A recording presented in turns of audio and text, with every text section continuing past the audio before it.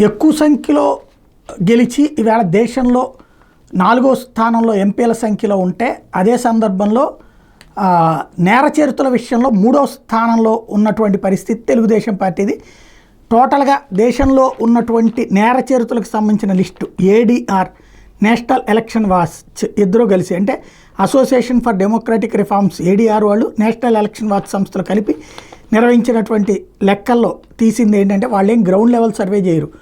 ఈ ప్రజాప్రతినిధులుగా ఎవరైతే పోటీ పడుతున్నారో వాళ్ళు అప్పుడు సబ్మిట్ చేస్తారు కదా రిపోర్ట్లు, తమ నేర చరిత్ర గురించి. ఆ సబ్మిట్ చేసిన రిపోర్ట్ల ఆధారంగా వాళ్ళు రిపోర్ట్ ఇస్తారు వాళ్ళు గెలిచిన తర్వాత. అట్లా గెలిచిన వాళ్ళల్లో దేశంలో హయ్యెస్ట్ 54 మంది ప్రజాప్రతినిధులు బీజేపీ వాళ్ళ మీద నేర చరిత్రలు ఉంటాయి, కేసులు ఉంటాయి.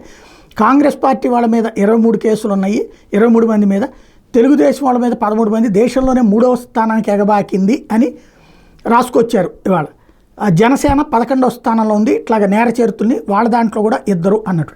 ఇక్కడే అసలు లాజిక్ ఏంటంటే, ఇవి కేవలం అభియోగాలే.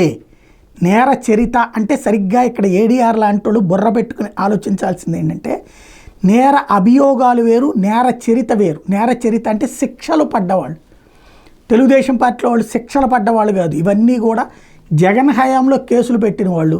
అఫిడవిట్లో ఆ కేసులు ఉన్న చూపెట్టాలి, అది కామన్ థింగ్. దానికే వాళ్ళు నేర చరిత్రలు అని చెప్పేసి పెట్టడం, దాన్ని హైలైట్ చేస్తున్నారు. అంటే ఒకట్లే, ఇంతకుముందు వైసీపీ వాళ్ళ మీద కూడా ఇట్లాగే తెలుగుదేశం హయాంలో కేసులు పెట్టి వాళ్ళందరూ నేర చరిత్రలు అని చెప్పి ఆ రోజుల్లో రాశారు.